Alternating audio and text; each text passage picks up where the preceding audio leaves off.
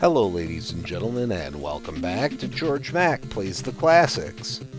We haven't had a top-down shooter in a while, so here's Heavy Barrel to fix that.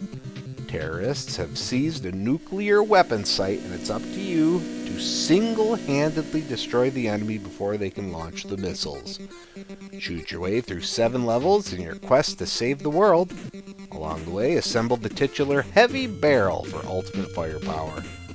The unnamed hero starts equipped with a machine gun and 50 hand grenades. The gun is fired with the A button, while the utility weapons are activated with the B button. Throughout the levels, there are weapon lockers that hold weapon upgrades. These are opened by keys that are dropped by red terrorists. Only 4 keys can be held at once, and grabbing any more is a waste, so open those lockers. Other than the machine gun, you can find a flamethrower, a spread gun, and apparently a laser that I never came across. The upgrades have a limited amount of ammo, but are prevalent to find. I don't know if you're supposed to be able to tell what they are by the icon, but I sure couldn't. Utility upgrades include a more powerful grenade that has a larger explosion radius, a mace that circles you, hitting any enemies in its path. There's also a smoke bomb I didn't acquire, and the Star Shield, which kills anything it touches as it surrounds you. What you may be interested in collecting are pieces of the Heavy Barrel. When the 6 pieces are assembled, you get to brandish the game's ultimate weapon for 99 seconds. This huge gun has the firepower to blast any enemy to smithereens, except for this one dude who felt death was too good for him. You get 3 lives to start with, the occasional 1-up in a locker. If anything touches you, kiss one of those lives goodbye. This can be irritating, as enemies pop up out of nowhere a lot of times. Memorization of spawns ends up being the key to getting through. Levels aren't particularly long, but with only a few continues, you'll be starting over a lot until you can make flawless runs of levels. The camera is slow to follow, to the point it feels like it's a constant slow scroll, but it isn't. You can even move backward some if you need to go back for a key or a power-up.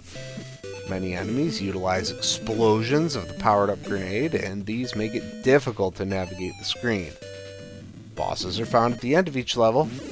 If you have an upgraded weapon, it can be easy to just pepper them quickly to destroy them.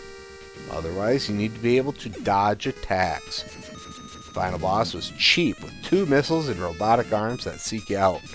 I found the attacks very difficult to avoid and time traveled my way to a victory. When it comes to grading Heavy Barrel on the NES, graphics get a 2.0. Sprite graphics are okay. Background tiles show a variety of color when it isn't a desert.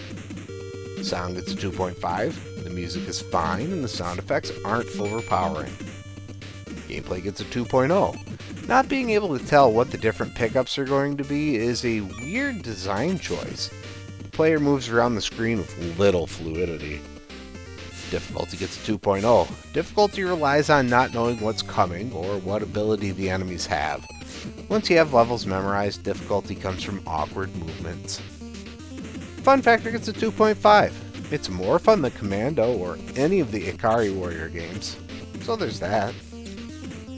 Overall, Heavy Barrel earns a 2.2 and gets a C+. This is an average top-down shoot-'em-up. It doesn't do anything particularly novel, but it's decent enough. Well, that's going to do it for me for today. Please make sure to like this video. Let me know what you think of Heavy Barrel in the comments. And please subscribe to Head Drop Productions here on YouTube, because we want you here for each and every video we release, because it is your destiny.